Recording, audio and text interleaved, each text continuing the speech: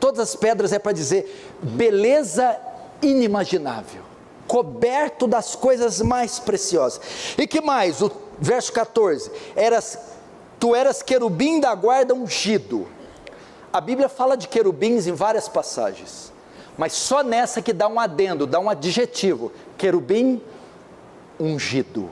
Só Lúcifer recebeu esse título, querubim ungido. Tinha algo especial, algo diferente nele. E que mais? E te estabeleci, permaneceis no Monte Santo, no brilho das pedras andava, ou sobre as pedras afogueadas. Sabe o que é a ideia para hoje? Está vendo aquelas luzes ali? Sabe quando você vai num teatro? Está tudo apagado, aí tem a ribalta. O que é a ribalta? São esses canhões, de um lado e de outro, e os canhões estão apontados para o palco, e só ilumina uma pessoa, o artista da peça. As luzes estão todas nele. Esse era Lúcifer, estava sobre as luzes da ribalta, andava sobre as pedras afogueadas. Era o Fred Mercury da época, era o Ayrton Senna, era o Frank Sinatra da época, era o Marlon Brando da época. Aí o que aconteceu? Ele era assim, criatura perfeita, elegante, belíssima, estupenda, magnífica, poderosa, cheia de glória. Mas agora o verso 15, olha a queda, a soberba e a rebelião fez ele cair. Verso 15, perfeito eram os teus caminhos desde o dia que foste criado, até que se achou iniquidade em ti. Na multiplicação do teu comércio, ou seja, da sua fama, se encheu o teu interior de violência, e pecaste. Mas qual foi o pecado dele? Verso 17, elevou-se o teu coração por causa da tua formosura, e corrompeste a tua sabedoria por causa do seu esplendor. Soberba, orgulho. Ele começou a se achar maior que Deus, melhor que Deus, acima de Deus. E o texto da leitura hoje da liturgia, Isaías 14, subirei acima das mais altas nuvens, e acima do trono do Altíssimo colocarei o meu. O verso 17 ainda, por causa do teu resplendor lancei-te por terra, diante dos reis te pus, para que te contemplem. Pela multidão das tuas iniquidades, pela injustiça do teu comércio, profanaste os teus santuários. Caiu, destituído de Lúcifer, ou de querubim ungido, ele se deforma, se torna Satanás, se torna diabo, porque o coração encheu de orgulho da sua própria beleza, da sua própria glória. E o que ele faz? Isaías 14 diz que ele se dá conta quem ele era, e rapaz, eu não sou qualquer coisa não. Ele então se rebela contra Deus, ele intenta tomar o trono de Deus, lutar contra Deus, ir contra Deus. Só que nessa rebelião ele não foi sozinho. Tamanha é a glória dele, tamanha era a persuasão, a sabedoria, que ele vai orquestrar uma rebelião com ele, e ele vai persuadir alguns anjos. Quantos são? A Bíblia diz 1/3, não é pouca coisa não. Vamos imaginar que eram 3 bilhões de anjos, é hipotético. Apocalipse 12, versos 3 e 4, diz assim: e viu-se outro sinal no céu, eis que era um grande dragão vermelho, que tinha 7 cabeças e 10 chifres, e sobre a sua cabeça 7 diademas, e a sua cauda levou após si a 1/3 das estrelas do céu, e lançou-as sobre a terra. O dragão aqui é Satanás, com a sua cauda, persuasão, ele engana 1/3 dos anjos para se juntarem a ele, neste ato de se rebelar contra Deus. E é lógico, tanto ele, contra 1/3 dos anjos, são lançados para a terra. E de Lúcifer se torna Satanás. E de anjos, anjos caídos, demônios. A resposta de Deus: lançou ele e os anjos rebeldes à terra. Nesse sentido, Satanás perdeu para sempre a sua posição de querubim ungido. Ele nunca mais vai recuperar. Veja o que fala Judas 6. E os anjos que não guardaram o seu estado original, mas abandonaram o seu próprio domicílio, ele tem guardado sob trevas em algemas eternas, para o juízo do grande dia. Está falando isso aqui. E os anjos que não guardaram o seu estado original, quem eram? Satanás, Lúcifer, e todo aquele 1/3 que ele persuadiu, mas abandonaram o seu próprio domicílio. O que é o domicílio? Sua morada. O que Deus tem para ele? Trevas eternas para o dia do juízo. O diabo não tem mais o perdão, não tem mais, jamais. Assim se deu a queda de Lúcifer. Agora vamos ver as atividades do diabo na história, desde o Antigo quanto do Novo Testamento. Notem aqui, presta atenção, a luta toda envolvia Deus, e era lá no céu. Uma vez que o diabo foi expulso do céu e não podia mais atacar a Deus, então ele desviou seus maus intentos agora contra os homens, a coroa da criação de Deus aqui na terra. Preste atenção, irmão, Satanás odeia você. O alvo dele hoje é você. Ele odeia você porque você foi feita à imagem de Cristo. Ele odeia você porque você foi arrancado do seu domínio.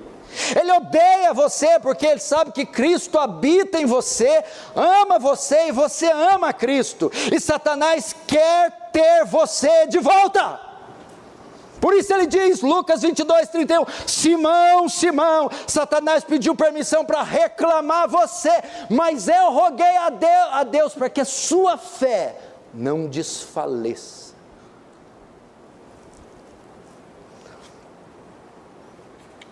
Um puritano disse: somos atacados por um inimigo vivo, inteligente, astuto e cheio de recursos, que consegue sobreviver ao mais antigo cristão, trabalhar mais que o mais operoso cristão, brigar mais do que o mais forte cristão e pensar com mais sagacidade do que o mais sábio dos cristãos.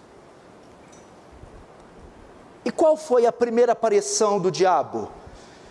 A primeira aparição dele está relatada em Gênesis 3.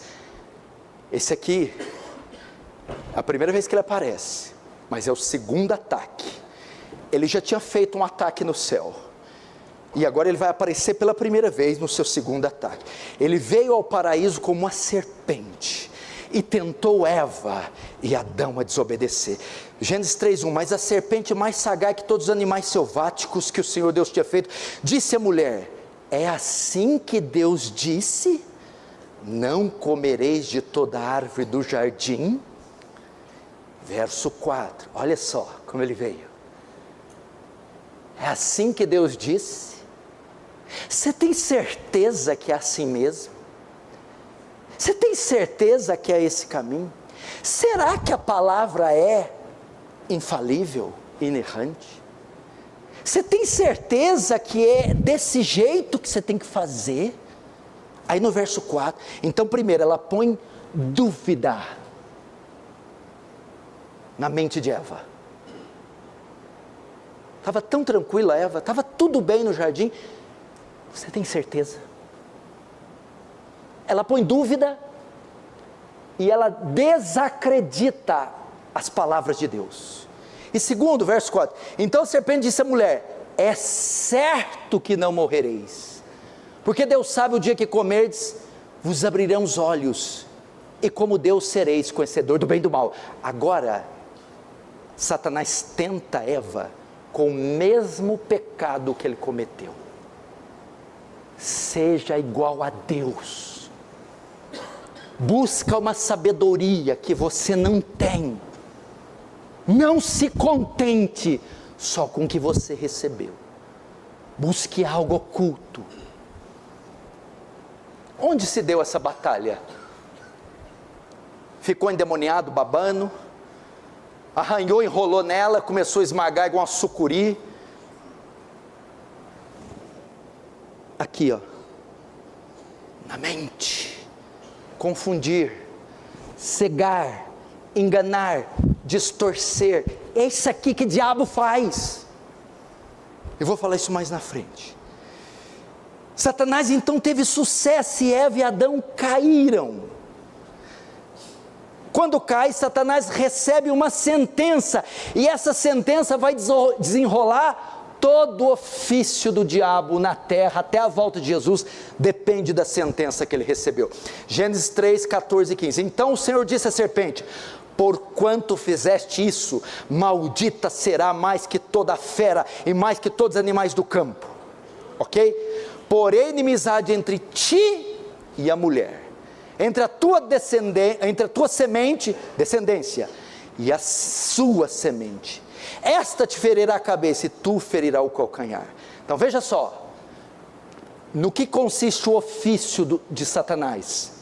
Ferir o calcanhar da semente da mulher. Desde então ele começa com Abel e Caim, a serpente, Caim, o calcanhar, Abel, e tenta atacar. Ismael atacando Isaque, Esaú atacando Jacó, Faraó atacando Moisés, Faraó lançando as crianças no Nilo e com seus exércitos, cercando Israel no Mar Vermelho. Era Satanás, lutando contra a semente da mulher, o povo de Deus. Ramã fazendo a forca para enforcar os judeus. Ele incitou Davi a numerar o seu povo, e Davi quase morreu. Acusou de pecado o sumo sacerdote Josué e Zacarias. No período dos reis, tentou arruinar o povo de Deus com práticas pagãs, idolatria, feitiçaria, ocultismo. Na história da igreja, semeou corrupção dentro da igreja com Ananias e Safira em Atos 5. Depois criou heresias, cismas na igreja visíveis, tais como paganismo católico no ano 313 com Constantino. Promoveu a regeneração batismal no século XIV, dizendo que batismo infantil regenera pessoas. Instituiu a oração pelos mortos no século IV. Adoração aos anjos e aos santos mortos no ano 375 depois de Cristo. Adoração a Maria no século IV. A doutrina do purgatório no século VI. O papado romano instituído no século VII. A transubstanciação da ceia, ou seja, o pão se transforma na carne e o vinho se transforma no sangue de Jesus, pelo Papa Inocêncio III, no século XIII. Todas heresias criadas por Satanás. É ele perseguindo a descendência, é ele atacando. Ele instigou ondas de perseguição também contra a igreja. No martírio de Estevão ele foi responsável, na morte de Tiago, filho de Zebedeu, por Herodes. Teve perseguições sobre os imperadores romanos, por Nero no ano 64, Domiciano no ano 81, Trajano no ano 112, Marco Aurélio no ano 161, Sétimo Severo no ano 210 e Maximiano no ano 235. Todos eles incitados por Satanás a perseguir, a matar, a enganar, a seduzir, a criar heresias. Veja Satanás ao longo da história. Agora vamos encerrar vendo a sua maior arma. Abra comigo em 2 Coríntios capítulo 10.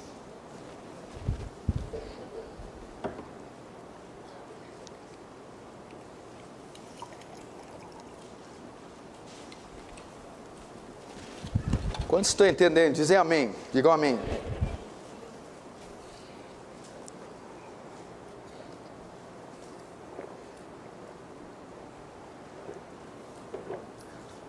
Nós vamos ver aqui, esse é o grande ofício do diabo. O primeiro ataque dele foi tanto sobre os anjos quanto sobre Eva, e foram ataques semelhantes. E esse ataque caracteriza o modo dele trabalhar. Quem pensa que o diabo fica aparecendo para os outros, arranhando janela, incorporando, tentando os outros ao pecado sexual, a nossa carne, ela cuida disso. O diabo tem planos muito maiores. A grande arma dele não é essas coisas, aparecer, macumba, cachoeira, patuar, vomitar pacto, nada dessas coisas. Aparecer igual gárgula. O diabo aparece, eu fico com medo, vou orar e jejuar. O diabo não quer que eu ore e jejue, é mais fácil aparecer de mini saia, porque eu não vou querer orar e jejuar. Concorda? Agora, qual é a maior obra dele? 2 Coríntios capítulo 10, versículo 4. Porque as armas da nossa milícia não são carnais, e sim poderosas em Deus para destruir fortalezas. Presta atenção na palavra arma, poderosa, fortaleza, anulando nossos sofismas e toda altivez que levanta contra o conhecimento de Deus. E agora, levando cativo todo o pensamento à obediência de Cristo. Aqui está resumido nesses 2 versículos a grande obra do diabo. Paulo diz que as armas da nossa milícia, então, da ideia de uma guerra, a guerra da igreja. Contra quem? Contra o que eu acabei de pregar, o diabo.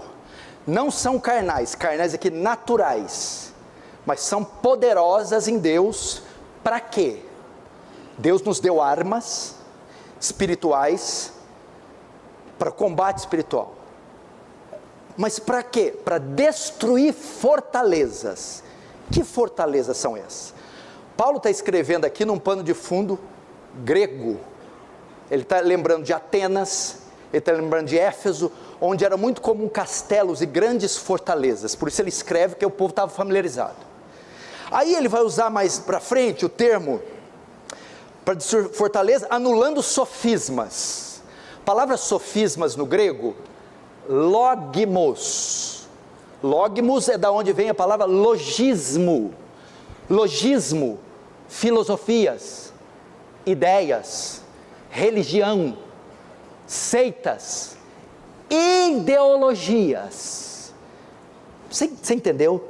Paulo está dizendo assim: Satanás prende pessoas em fortalezas ideológicas.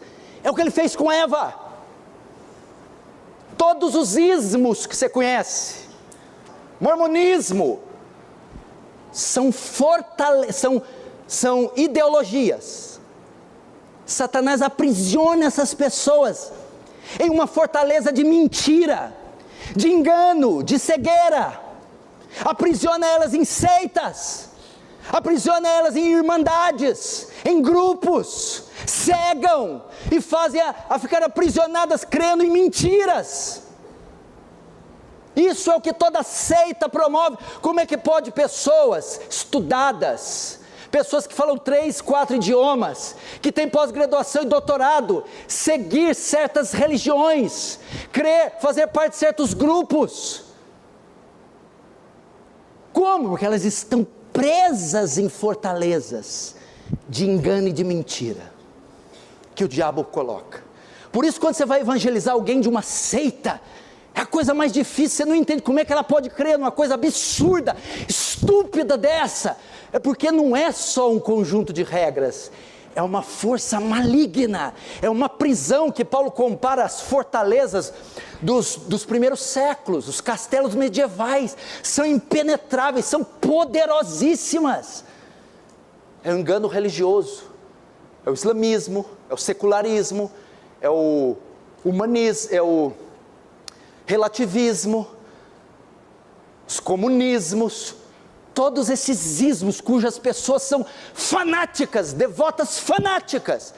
Paulo diz: o mestre do engano aprisiona elas. E Paulo diz: armas naturais não podem, é como espingarda de chumbinho contra o castelo da rainha Elizabeth, não tem o menor efeito. Aí Paulo vai dizer que elas estão aprisionadas, e qual a maneira de tirá-las de lá? Paulo continua: e toda altivez que se levanta, e levando cativo todo o pensamento à obediência de Cristo. Então é uma luta pelas mentes, pelo que as pessoas pensam. Nossa missão então é tirá-las dessas fortalezas, pegar a mente delas que está aprisionada em fortalezas ideológicas e levar essas mentes cativas a Cristo. Essa é a nossa ideia. E como você destrói essas fortalezas? As armas não são carnais, mas poderosas em Deus. Poderosas. Romanos 1,16. Não me envergonho do Evangelho, pois ele é o poder de Deus. Então veja só, quando você vê aqueles prédios sendo implodidos, vamos voltar um tempo mais atrás, como que derrubava prédio antigamente nos Estados Unidos? Era um guindaste com uma bola de ferro que batia até que ele cair. Essas fortalezas, cujos homens estão presos pelas forças do diabo, só podem ser livres com o guindaste, cuja bola é o poderoso Evangelho, é a pregação da palavra. E conhecereis a verdade, e a verdade vos libertará. É a única forma de vencê-lo. Como é que tira essas pessoas dessas prisões? As Escrituras. Gênesis, Êxodo, Levítico, Número, Deuteronômio, Josué, Juízes, Ruth, 1 Samuel, 2 Samuel, 1 Reis, 2 Reis, 1 Crônicas, 2 Crônicas, Esther, Esdras, Neemias, Jó, Salmos, Provérbios, Eclesiastes, Cantares, Isaías, Jeremias, Lamentações, Ezequiel, Daniel, Oséias, Joel, Amós, Obadia, Ageu, Abacuque, Miqueias, Sofonias, Zacarias, Malaquias, Mateus, Marcos, Lucas, João, Atos, Romanos, 1 e 2 Coríntios, Gálatas, Efésios, Filipenses, Colossenses, 1 e 2 Tessalonicenses, 1 Timóteo, 2 Timóteo, Tito, Filemão, 1 Pedro, 2 Pedro, 1 João, 2 João, 3 João, Judas, Apocalipse. 66 livros. Não há fortaleza que resista.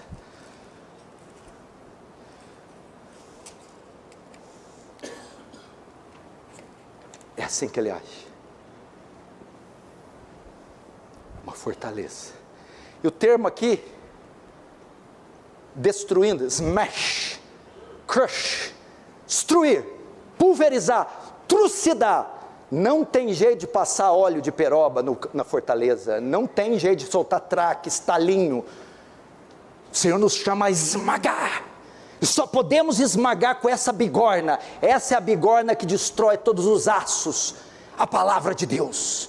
Não pode ser conto da carochinha. Não adianta apelo emocional. Não adianta surtos. Nada disso. Só se vence o diabo como? Tomai sobre vós toda a armadura de Deus, colocando o cinturão da verdade, cingindo os vossos lombos com a verdade. É a verdade que liberta. É só o poder da palavra. Não há outra força contra o pai da mentira, senão com a verdade. Por fim, volte lá em 1 Pedro, capítulo 5.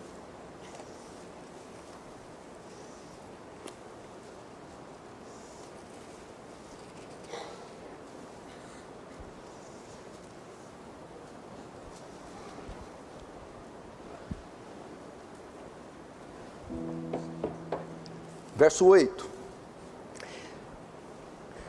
sede sóbrios e vigilantes, o diabo, vosso adversário, anda em derredor, como leão que ruge procurando alguém que possa devorar. Resisti-lhe firmes na fé. Aqui, Pedro diz, ele resume quase tudo que Paulo fala. Olha lá que interessante. Vamos pegar tudo que eu falei. Todos vocês aí, Fabrício, Juliano, Eduardo, Tiago, eu acabei de pregar, esse cara aqui, ó. Aí Pedro fala, o que ele está fazendo agora? O diabo vosso é seu, ele está em derredor. O que é isso? Ele não está ao redor como a sua esposa, é pertinho. O que é derredor? Uma distância favorável a um ataque, onde ele pode te ver e onde ele pode dar o bote. Ele está aqui, ó, como um leão. A ideia é igual um leão. Você vê um National Geographic, você vai ver como ele fica entre os arbustos, músculos aqui do dorso retesados, fica ali fica de 5 a 10 metros da presa, buscando um vacilo, uma oportunidade. Então ele está assim: diabo, vosso adversário está à espreita, esperando para te atacar, para pegar você, para confundir você. Agora o que ele está esperando? Ele está esperando um vacilo. Dá preso o leão, está bebendo água e se perde, ou ele machucou, ou ele está tirando um cochilo. Satanás está esperando a brecha. Ele está esperando você abrir território para ele, você baixar a guarda, você deixar de guardar o coração, você envolver em pecado, você abrir o caminho, pavimentar o caminho, e ele saber que você não tem forças para se defender. É a hora que ele vai. Então está o tempo todo. Sabe quando você está em casa, você está ali, de repente você, chegou, já veio cedo hoje, tá de olho em mim, está esperando eu vacilar, eu sei. Aí o que Pedro diz? Portanto, imagina a zebra, o veado bebendo água. Portanto, sede sóbrios e vigiai. Não baixe a guarda, não faça concessões, não ouça a sua voz. É isso que está dizendo. Feche as arestas, feche a brecha, bloqueie os canais de entrada dele. Internet, más conversações, televisão, amigos, telefone, seja o que for, ressentimentos, rancores, feche. E depois ele dá a arma: resistam firmes na fé. O que é resistir? O fato de você não dar brecha, você ficar em alerta, não significa que ele vai ficar inibido de vir. Ele virá. É como se você pega um escudo, e quando ele vier, você resiste ele, resiste o bote, resiste o sussurro, resiste o é certo que não morrereis, resiste o é verdade que Deus, resiste. Como? Firmes na fé. O que é a fé aqui?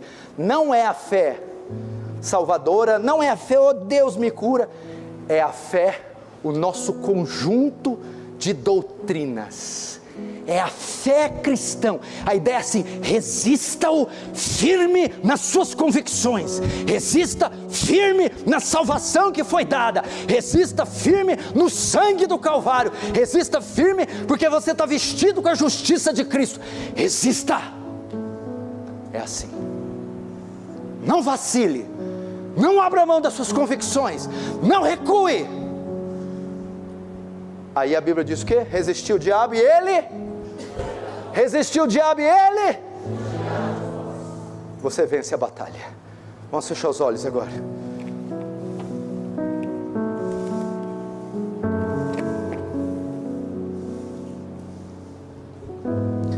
Feche os olhos.